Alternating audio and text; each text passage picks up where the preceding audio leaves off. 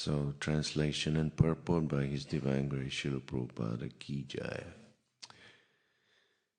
Sri Shukadeva Goswami said, the personality of Godhead Shri Krishna was pleased to place his lotus feet on the lap of Vidura, because Vidura was very meek and gentle.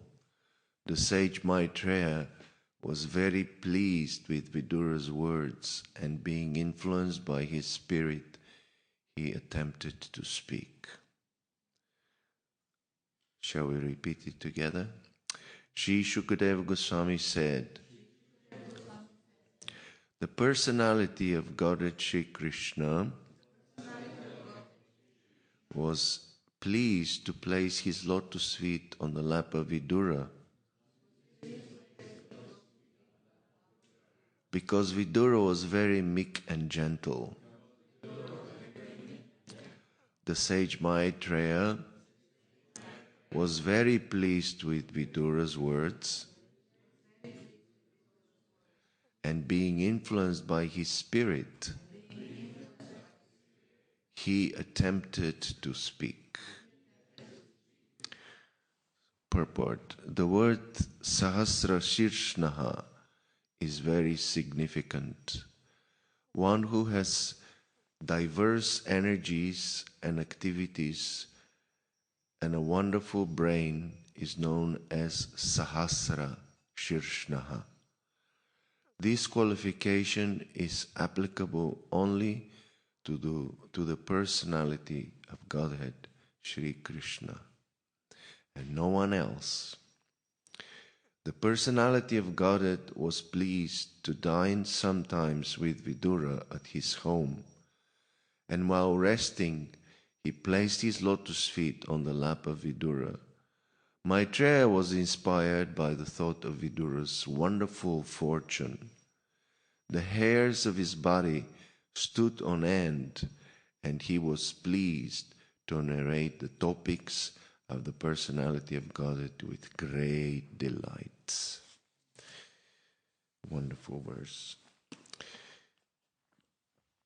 Om Jnana Timirandasya Jnananjana Shalakaya Chakshurun Militam Yena Tasmai Shri Gurave Namaha Sri Chaitanya Manobishtam Stapitam Yena Bhutale Svayam Rupa Kadamahyam Dadati Svapadantikam Vandeham Shri Gurun Shri Uta Padakamalam Shri Gurun Vaishnavamscha.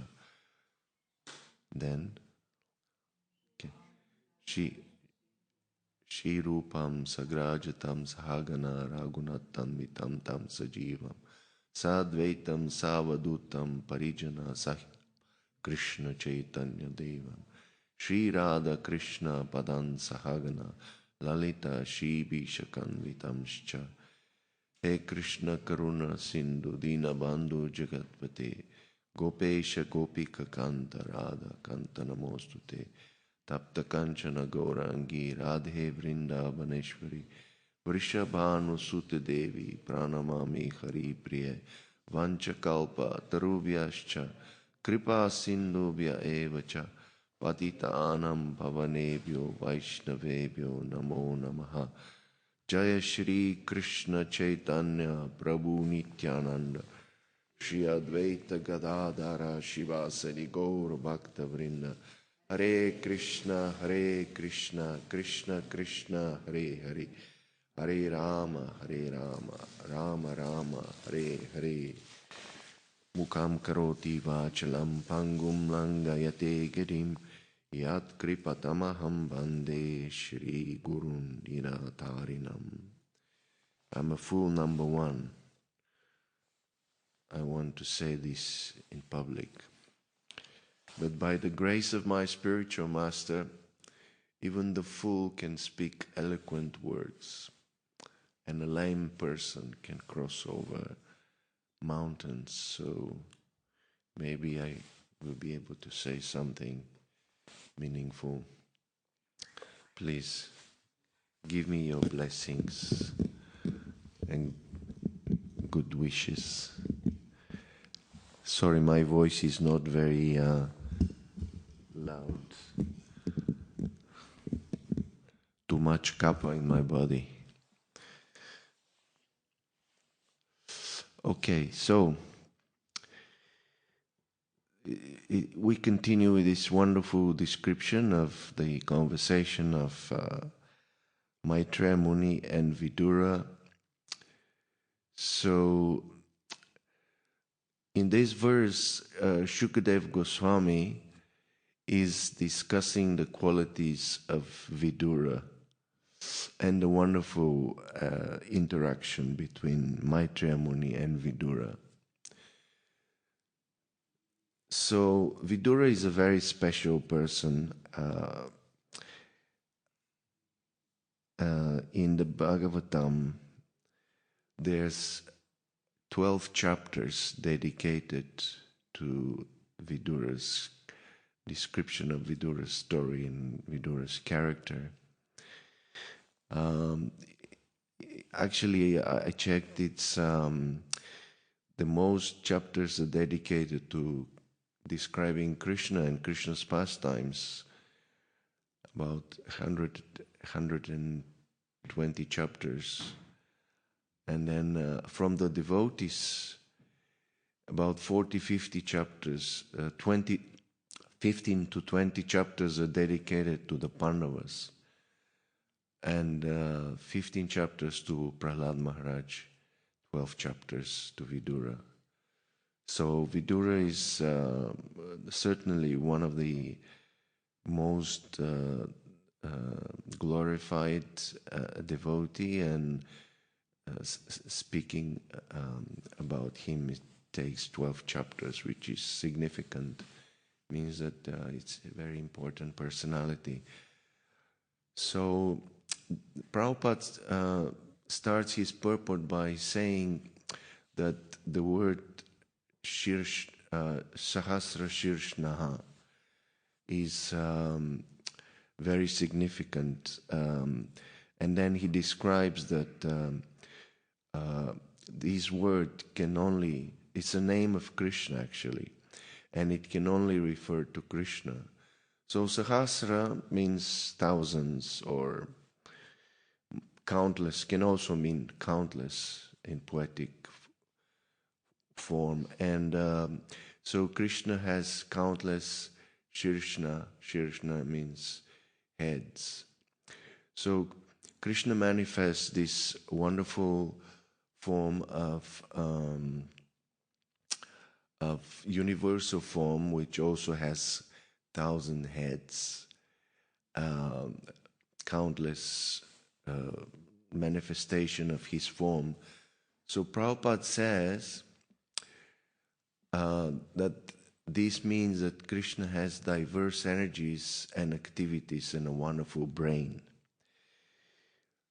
It's interesting he mentions that wonderful brain. We normally hear wonderful mind, but in this case, wonderful brain. So one aspect of Krishna's diverse energies and wonderful brain is that he arranges so many different pastimes in such an intricate way. So, for example, Vidura, he is actually Yamaraj. He's a very powerful person. He's one of the Mahajans mentioned in the Srimad Bhagavatam. There's 12 personalities who are authorities on the Srimad Bhagavatam. They can teach Bhagavatam. They understand the Bhagavatam. So Vidura was Yamaraj. And how did Yamaraj happen to become Vidura? There's a story how one great rishi, Mandavya Muni,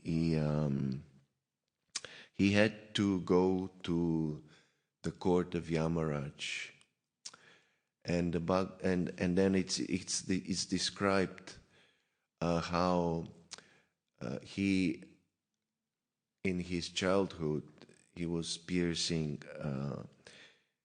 ants with with a straw stick. So for that mistake, he had to appear in the court of Yama.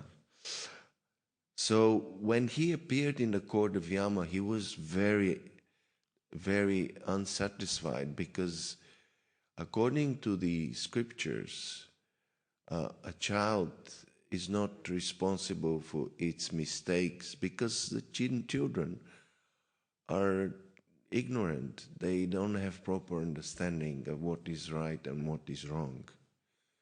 So he was not pleased, and he asked Yamaraj, why did I have to come to the hellish planets to be judged? And then Yamaraj said, because you did this and that thing with the ants. And then Mandavya said, actually, it's your mistake, because one is not responsible until he becomes elder. Sometimes in Shastra it's given different ages when one becomes responsible for his activities. What have you heard? Anyone that you heard from what age one is responsible for his own activities? 20? 12? Yeah.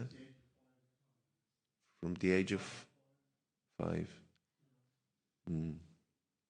Yeah, can you say where it's the reference? I heard 12 or 13 years, one becomes fully responsible for his decisions. Because when we are small, first of all, we don't know what is right and what is wrong. And secondly, our intelligence is not very strong to take the right decision. Anyhow, so it was a mistake on the part of Yamaraj. And it was an apparent mistake, because actually this was a special arrangement by Sahasra Shirshna. Krishna has such a brain. He planned so well his appearance in Dvapara Yuga that he wanted to assemble certain personalities. So he certainly wanted to have Yamaraj take part in his pastimes, and arranged that Yamaraj be cursed. So Mandavya Muni cursed Yamaraj, said, you will be born as a Shudra. So he had to take birth as a Shudra. However, Yamaraj took birth as a Shudra in a great family, the Kaurava family. It's a great dynasty. So from very young age, he was properly trained, and he received the same knowledge, the same training as all the other princes. However, he could not act as a Kshatriya, because he was born of a Shudra mother. But he was very, very learned and possessed many wonderful qualities. So Prabhupada, not Prabhupada, but Shukadev Goswami here focuses on two qualities of Vidura. So he says that he's meek and humble. There's one word actually, and Prabhupada this translated as meek and humble, that and gentle. That's the word vinitam. So to be meek and humble, meek and gentle. I looked the definition of meek. I'll read it for you. Meek. It describes someone who is quiet, gentle, and submissive, often avoiding aggression and asserting dominance. So someone who is meek and humble meek and gentle, he doesn't want to dominate over others, and he's not aggressive. He's very peaceful person like that. But that doesn't mean that he's a fool.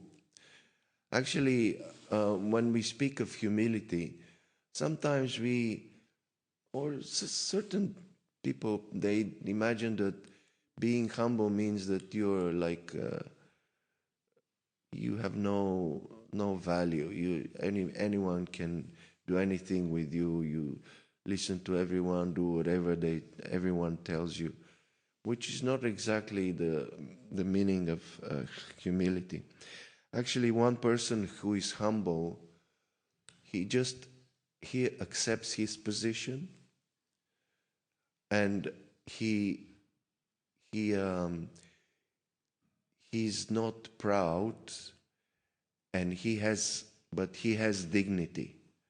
So a humble person doesn't allow people to fool him around and treat him as garbage. He has dignity. That's very important.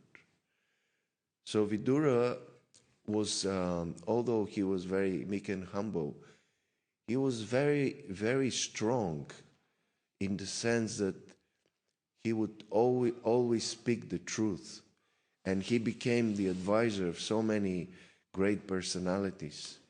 He was a minister. He was advising the emperor and all the other personalities. So it's a very great personality like that, and he was very meek and humble because he accepted his position as a lower person in terms of his varna, ashrama, position according to varna ashram. But he was amazing, and he showered a lot of love for all the members of the Kuru dynasty, especially the Pandavas. So, he was so intelligent that he would speak to the Pandavas in such a way that no one could understand. Like, I forgot what's that word, but like, for example, this pastime with the burning of the palace that the Pandavas built in Indraprastha. They not Indraprastha. What is it called? Is it called Indraprastha? This palace? Yeah, I think so. Yeah, but this was, yeah, that's right. It was the House of Luck.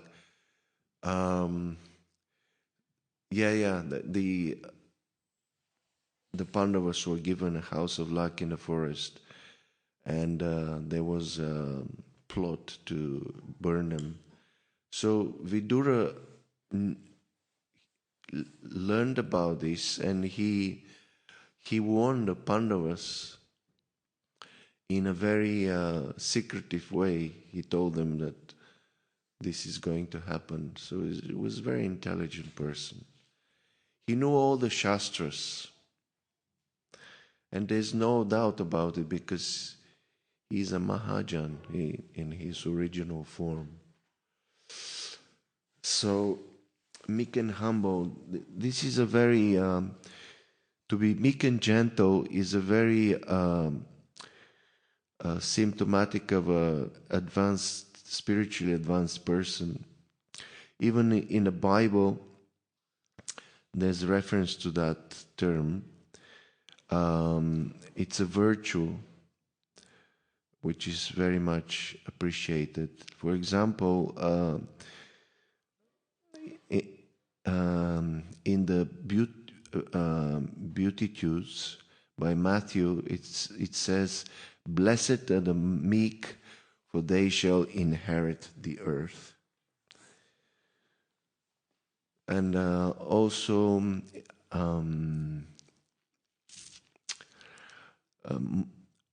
Moses in the Bible is also described as very meek above all men which were upon the face of the earth. So this is a quality that in other religions is considered very special. And those who are meek and humble, they are worthy of receiving the Lord's mercy.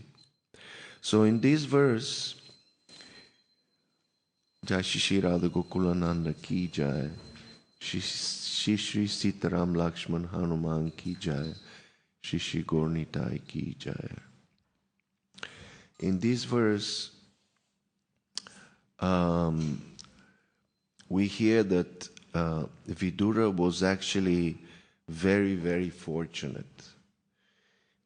What was his fortune? He received special mercy by the Supreme Personality of Godhead. And it's described that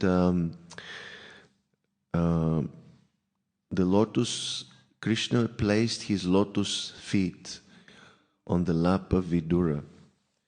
So when Krishna was dining sometimes in Vidura's house, after dining, he would relax a little bit, and he would put his lotus feet on Vidura. That means that Vidura has the position of taking shelter of the lotus feet of the Supreme Personality of Godhead. And it means that he takes shelter. He is sheltered by the lotus feet of the Supreme Personality of Godhead. And he's constantly meditating on the Lord's lotus feet. So Vidura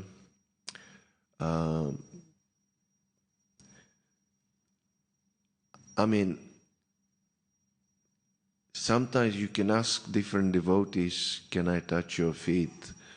And they're shy, they don't want to do it, but the Supreme Personality of Godhead liked so much Vidura, he would put his feet on his lap.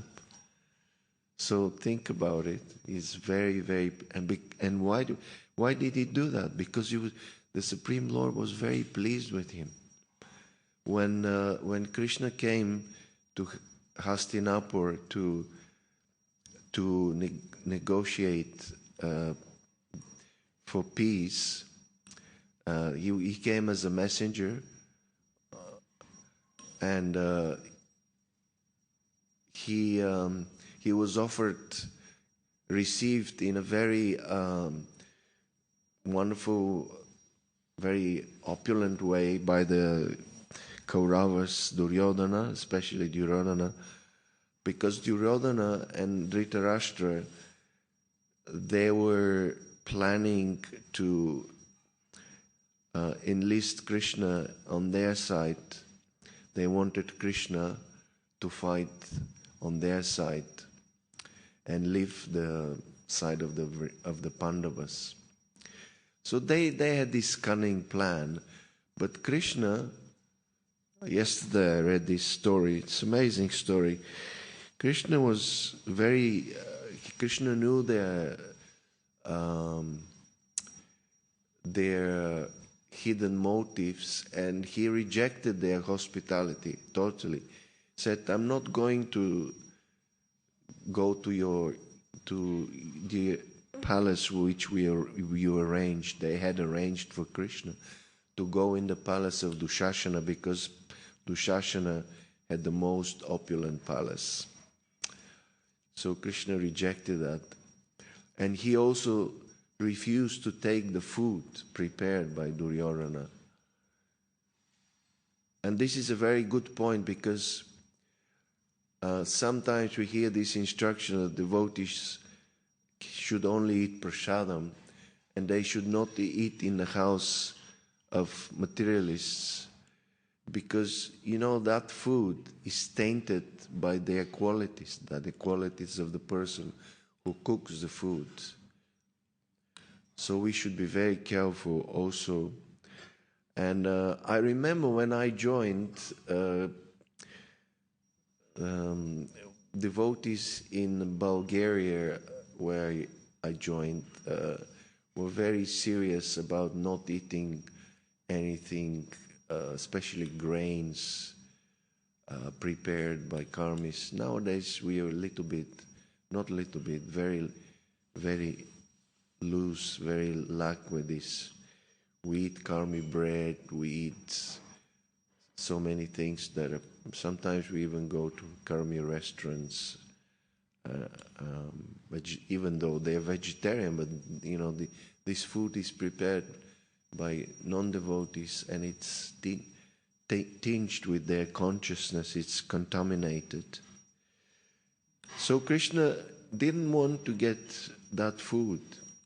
He said he was invited by many people. He was invited by all the elders like Bhishma Dev, Dronacharya, like that. And he said, I'm not going to go to any of these places. I'll go to the house of Vidura. He went to Vidura's house. He stayed in his house, which means that he was very, very pleased with Vidura and wanted to show that affection to Vidura by accepting his hospitality. And even though Vidura was, of course, very happy, and there's this famous story when Vidurani, she offered banana. She wanted to offer banana to Krishna, but instead she offered the peels of the bananas. You know, because Vidura and his wife, they were so affectionate and deeply loved Krishna that when Krishna came to their house, they get bewildered like that. In front of my spiritual master, I always act as a fool. I feel like I'm actually fool, I know, but especially in his presence, I freeze. I don't know what to say. I behave like a small child and like that. I guess something similar has happened. Yes. So Krishna really likes Vidura. And thinking about this, thinking about the position of Vidura and how Krishna accepted him, Maitreya Muni, he became ecstatic. The hairs were standing on end on his body. He really was meditating on this example of Vidura, and although he was externally, he was the guru, he was instructing him, but he knew that Vidura was actually very advanced person, and externally he was the one who was instructing him. And Vidura was asking simple questions. It's not that Vidura didn't know these things. I read one article about Vidura. He was asking these questions for the benefit of everyone else. And there was 3 reasons given. One was he was asking this for the benefit of everyone else. He wanted people to understand these important points, and he wanted to hear, because he enjoyed hearing these topics. So like that, he asked so many questions of Maitreya. So Maitreya was very inspired by this wonderful fortune of Vidura, that he received that mercy from Krishna. And like that, this is also another point, that when we have a Krishna Katha, there's at least 2 people. One is speaking and the other is hearing. Ideally, Krishna Katha is spoken by one person, and the other person also hears, but both persons actually speak and hear from each other. That's discussion, right? So discussions or talks of devotees about Krishna and Krishna's qualities, Krishna's pastimes, the philosophy of Krishna consciousness are very pleasing to Krishna. In the Bhagavad Gita, in the 10th chapter, in the Chatur Shloki of Bhagavad Gita, Krishna says, Majjita madgrata prana bodhayanta parasparam katayantaschamam nityam tushanti cha ramanti cha.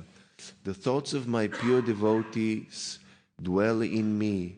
Their lives are fully devoted to my service, and they derive great satisfaction and bliss from always enlightening one another and conversing about me. So this is exactly what's happening here. Maitreya and Vidura are talking about the Supreme Personality of Godhead. And therefore, Prabhupada finishes the purport. The hairs in his body, means Maitreya's body, stood on end, and he was pleased to narrate the topics of the personality of Godhead with great delight. So he was really, really inspired. So when the speaker sees that the audience is attentive and is qualified, it hears attentively with eagerness, then the speaker becomes inspired. So this is exactly what happened here.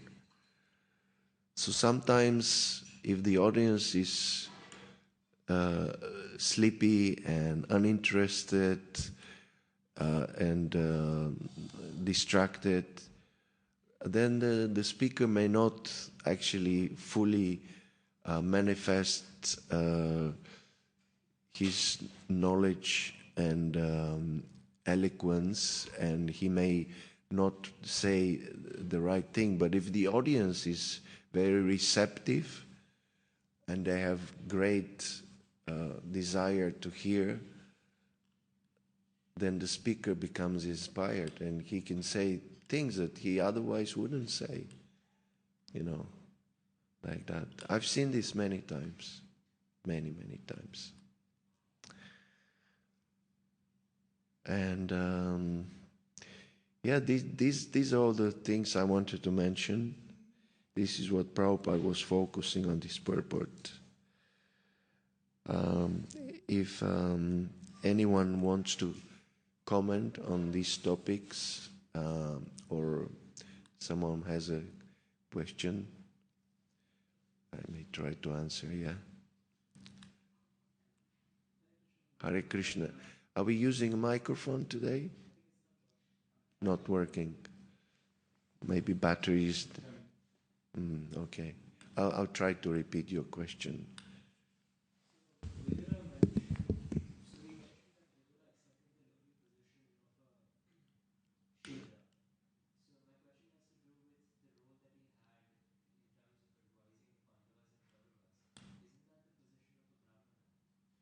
Yes. So you're asking if Vidura accepted the position of a Shudra, and he was acting as an advisor, isn't that the position of a Brahmana? Yes, it is. So Vidura was, although born of a Shudra mother, he was the son of Vyasadeva. And so he was not just a Shudra, and he was raised in a royal family of the Kauravas. These are the emperors of the world. So he received vast knowledge. He was more than a Brahmana, actually, in that sense that he was a pure devotee of the Lord. So a pure devotee of the Lord is much more than a Brahmana. A Brahmana may know the Shastras, he may know all the rituals and all the intricacies of philosophy, but he may not be a lover, he may not love Krishna, he may not have that affection. And so Vidura, besides being a pure devotee, he was very learned, very knowledgeable. Because the kings, they received knowledge from great personalities. Like that. I don't know if that addresses your question. Yes. Anyone else has anything to say? Yes, Mataji?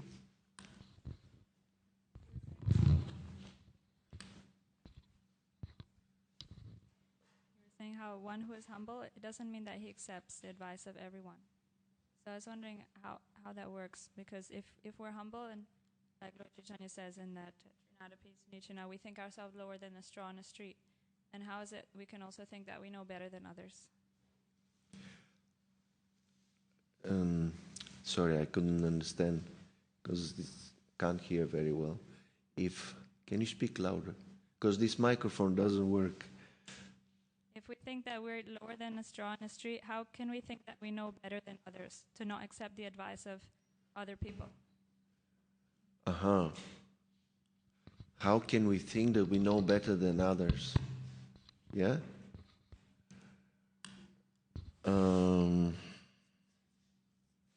Okay. So if we humble than a straw on the street, then we know better than others. We don't accept the advice of others. That's what he's saying, yeah?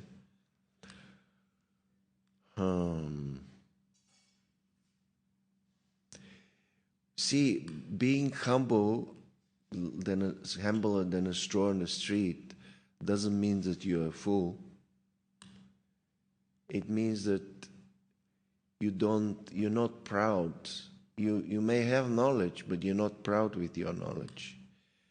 And you don't pose as better than everyone else, but still you know the conclusions of the Shastra, and Lord Chaitanya, he is the Supreme Personality of Godhead, but he acted as a very humble person, especially in the meeting with the sannyasis when he went to and what was that? Varanasi, Benares.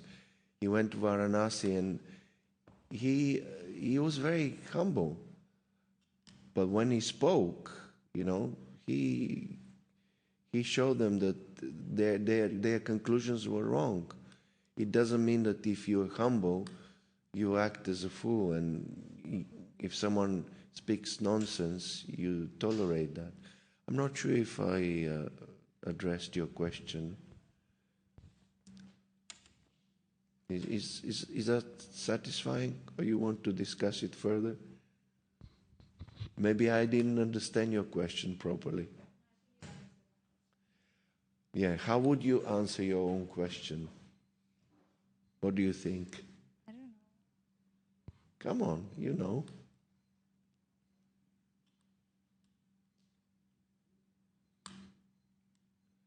When a devotee meets with someone who is not a devotee, although he is respectful and humble, he doesn't accept their nonsense, and he doesn't act foolishly. So there's no contradiction between being humbler than a straw on the street, and not accepting people's opinion.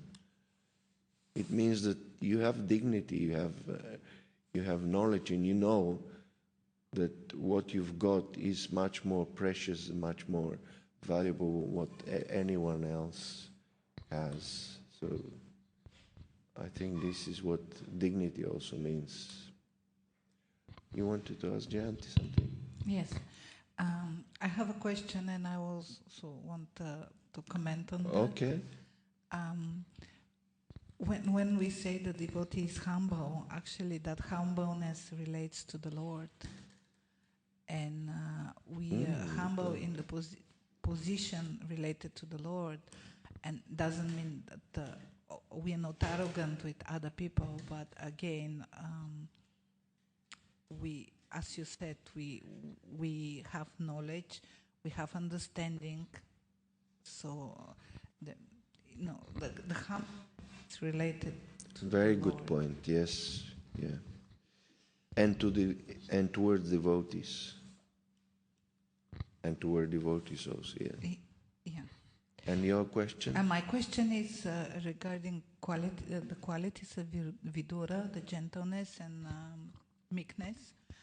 And as you mentioned, other scriptures also, other religion also value these qualities. It seems obviously that the Lord values them, so they appear in different religions. My question is, was Vidura so dear to the Lord just because of these two qualities, or there was more to that? Is it meek and gentle enough to win the Lord on your side, so he can come and sit and put his feet on the lap? Yeah. No, he had many other qualities. But these qualities are mentioned in the verse, that's why we focused on them. Because devotees have many other qualities. But actually, one who is meek and humble, he attracts the mercy of the Lord. The Lord becomes very eager to give his mercy and shelter to that person. When we are proud,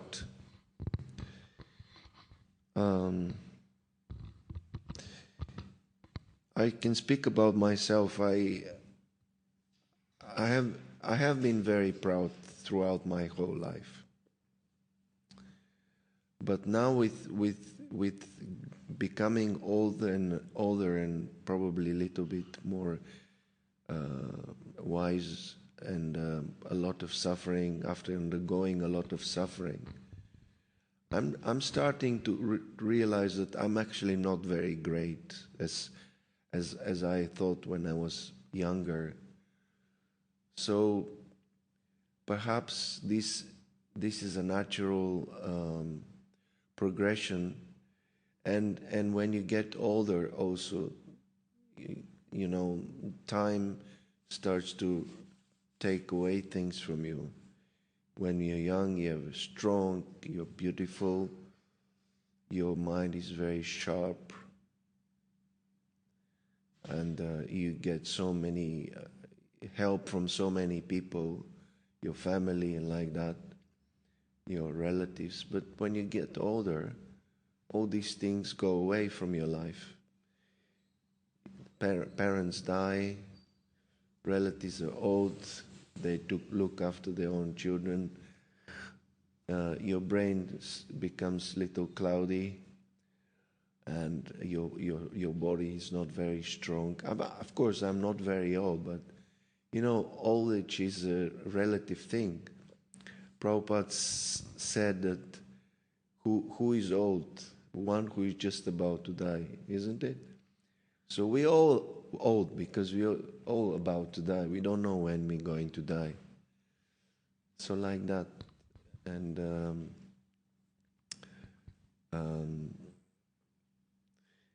we focused on these qualities, but Vidura has many qualities. He was very intelligent. He knew very much the Shastra. He was very good in diplomacy as well. He was very sensitive to the Pandavas, very, very kind, and a lot of qualities. We just focus because they were discussed in the verse. Yes, you want to say something? Thank you for your answer and for the nice class. I want to just mention that there was one more quality mentioned in that verse and purport, which I think was also very endearing to the Lord, and that was that he had a strong desire to hear about the Lord. Yes. It was mentioned somewhere in the verse. Yeah, towards the end of the purport, the sage Maitreya was very pleased with Vidura's words. No, that's the verse. In the purport, towards the end, Prabhupada says, because Maitreya was inspired by the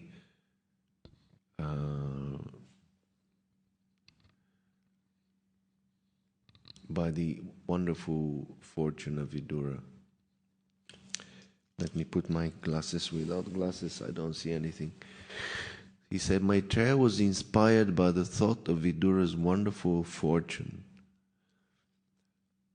And then the end, his hair stood on end, and he was pleased to narrate the topics of the personality of Godhead with great delight. wasn't it mentioned somewhere that he or you mentioned it maybe, that he, oh yeah, you mentioned it. You said the article where Vidura asked because for the sake of others and because he wanted to hear yes. one more quality. Yeah. So. Yeah. Okay, I think we should finish here. Thank you very much. Hare Krishna. Shila Prabhupada ki jai. Srimad Bhagavatam ki jai. Radha Gokulananda ki jai.